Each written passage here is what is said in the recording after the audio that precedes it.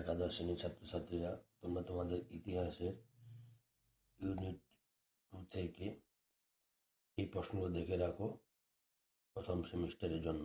রোমে কোয়েস্টার কাকে বলা হয়? কোষাধ্যক্ষ। অ্যারাবিয়ান কি? রোমের কোষাগার। রোমে অশ্বারোহী সেনাপতিদের কি বলা হতো? ট্রাইবুনাস মিলিটাস। রোমান সমাজ ছিল পিতৃতান্ত্রিক। কনসিলিয়াস, ফ্যামিলিয়াস এবং কিউরিয়া কি? সামাজিক সংগঠন। কিউরিয়াগুলির সম্মিলিত অধিবেশনকে কি বলা হতো? কমিশিয়া কিউরিয়েটা। রোমান সমাজ ব্যবস্থা দুটি শ্রেণীর অস্তিত্ব দেখা যায়, তা কি কি? প্যাট্রিশিয়ান ও প্লেবিয়ান। রোমের অর্থনীতির প্রধান ভিত্তি কি ছিল? কৃষি, পশুপালন, শিল্প। নুমা কি? Roman calendar. রোমের রাজতন্ত্রের যুগে কোন শিল্প উন্নতি লাভ করেছিল? প্রস্তরশিল্প, ধাতুশিল্প। রোমের বাণিজ্যের প্রধান বিনিময়ের মাধ্যম কি ছিল? গৃহপালিত পশু।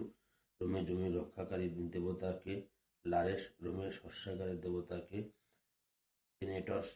রোমে অগ্নি ও চুল্লির দেবীকে ভেস্তা। রোমে আকাশ ও বৃষ্টির দেবতাকে জুপিটার ও তার স্ত্রী জুনো।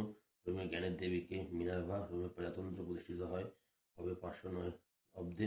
রোমে ম্যাজিস্ট্রেটরা কি নামে পরিচিত ছিল? কনসাস।